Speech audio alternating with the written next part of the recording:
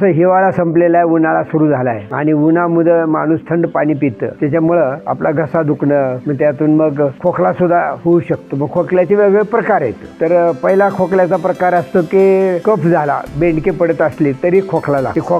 बेंडके बाहेर काढण्यासाठी खोकलून बाहेर काढतो आणि ते चिकट असल्यामुळं निघत नाही आणि त्यामुळे खोकलून माणूस परेशान होतो. तर कफ पातळ होण्यासाठी आपण काय करायचं, तर सीतोपलादी चूर्ण आयुर्वेदिक दुकानात मिळतं. ते चूर्ण एक अर्धा चमचा आणि एक चमचा मध घेऊन चाटलं की ते कफ पातळ होतो आणि खोकला कमी होतो. दुसरा प्रकार आहे पडजीव पडली. आपल्या घशामध्ये वरच्या बाजूला अशी पडजीव असते, अशी लूळ आलेला असते. आपण झोपलं की ते हालतं आणि त्यामुळे खोकलून लोक असं भक्या दुखतात, खूप त्रास असतो.